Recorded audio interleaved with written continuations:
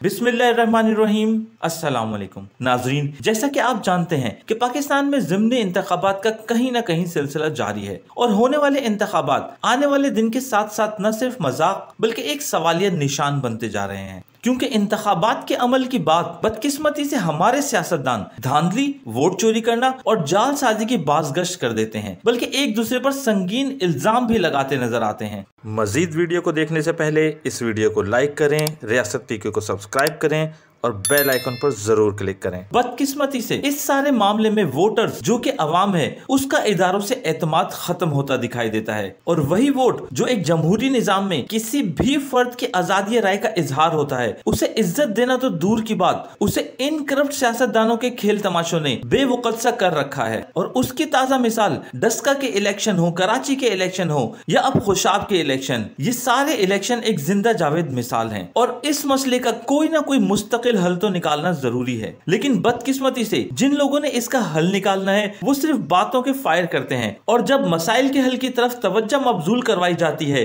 तो ईवान का या तो बाइकाट हो जाता है या फिर ईवान में सिर्फ लफ्जी तीर चलते नजर आते हैं। मगर अब अल्लाह के फजलो करम से मौजूदा दौरे हुकूमत इस नाकिस निजाम को बेहतर और फाल बनाने के लिए जद्दोजहद करती दिखाई दे रही है, बल्कि वजीर आजम इमरान खान साहब ने ठान ली है कि वो इस सिस्टम को बेहतर करेंगे, फिर चाहे अपोजिशन इस मसले को उनके साथ बैठकर हल करे या ना करे, क्योंकि जब भी इंतखाबात होते हैं तो हारने वाली पार्टी हो या जीतने वाली पार्टी धांधली का रोना रोती नजर आती है। और बदकिस्मती से अपोजिशन की सियासी क़यादत इलेक्शन सिस्टम को एहसन और फाल बनाने के लिए इस्लाहात की हिमायत करती नजर नहीं आती, और यूं कहना बजा होगा वो ये चाहते ही नहीं है कि ये निजाम ठीक हो, क्योंकि अगर ये निजाम ठीक हो गया तो धांधली के जरिए अपोजिशन वोट हासिल किया करती थी, वो वोट उन्हें नहीं मिलेंगे। और अगर इमरान खान साहब 2/3 अक्सरियत के साथ दोबारा इक्तदार में आ जाते हैं तो फिर एहतसाब के अमल को रोकना नामुमकिन होगा। इसीलिए अपोजिशन में बैठी सियासी क़यादत हरगिज नहीं चाहती कि मौजूदा इलेक्टोरियल सिस्टम को इम्प्रूव किया जा सके। मगर अब वजीर आजम इमरान खान साहब ने न सिर्फ इंतखाबी इस्लाहात का एजेंडा पेश किया है बल्कि इस पर अमल करवाने के लिए मंजूरी भी दे दी है, जिसके जरिए इलेक्शन को साफ और शफाफ बनाया जा सकता है। और अब अगर कुछ अच्छा होने जा रहा है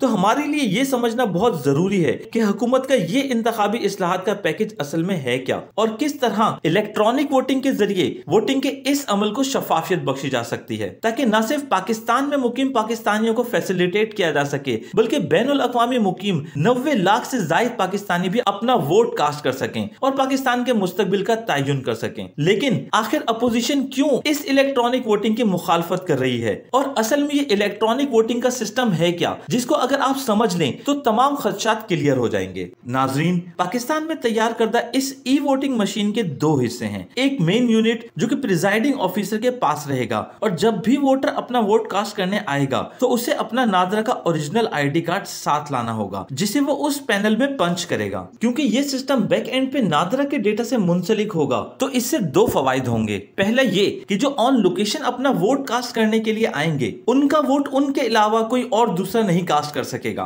और दूसरा ये कि जो ओवरसीज पाकिस्तानी हैं वो ई वोटिंग के पोर्टल के थ्रू नादरा के डेटाबेस से कनेक्ट होकर अपने अपने हलकों में अपना वोट कास्ट करा सकेंगे। और प्रिजाइडिंग ऑफिसर के पास मौजूद इस यूनिट में ना तो कोई नेट की सर्विस होगी और ना ही कोई वायरलेस कनेक्टिविटी हो सकेगी, और जितने भी लोग अपना वोट कास्ट करेंगे उनको नादरा के सॉफ्टवेयर के थ्रू अपडेट किया जाएगा ताकि वोटर्स की पहचान और तस्दीक हो सके। और क्योंकि ऑन लोकेशन मौजूद इस मशीन में किसी भी किस्म की इंटरनेट कनेक्टिविटी नहीं होगी तो इसे हैक करना भी इम्पॉसिबल है। और दूसरी तरफ जब प्रिजाइडिंग ऑफिसर के पास मौजूद इस पैनल के थ्रू वोटर की तस्दीक हो जाएगी तो इलेक्ट्रॉनिक वोटिंग मशीन का दूसरा हिस्सा एक्टिव हो जाएगा, जिस पैनल में तमाम सियासी जमातों के इंतखाबी निशान वोटर के पास शो हो जाएंगे, और वो अपनी सियासी जमात के निशान को मुंतखब करके बटन प्रेस कर देगा और बीप की आवाज के साथ ही उसका वोट कास्ट हो जाएगा। और मजीद ये कि इस मशीन में voter verified paper audit trial system भी मौजूद होगा। जब वोटर का वोट कास्ट हो जाएगा तो मशीन से एक पेपर प्रिंट भी निकल आएगा जिसके जिसके जरिए वोटर अपने कास्ट किए हुए वोट की एक बार फिर तस्दीक भी कर सकेगा। नाज़रीन, इस मशीन की सबसे अच्छी बात यह है कि इसका अपना बैटरी सिस्टम भी है, जिससे लाइट ना होने की सूरत में भी आपके वोटिंग के अमल को रोका नहीं जा सकेगा और वोटिंग टाइम खत्म होने के बाद मुश्तरका रिजल्ट का पेपर प्रिंट होकर बाहर आ जाएगा, जिसमें तमाम सियासी जमातों के वोटों की गिनती भी मौजूद होगी और फिर आखिर में मशीन को सील कर दिया जाएगा। नाजरीन, अब देखना यह है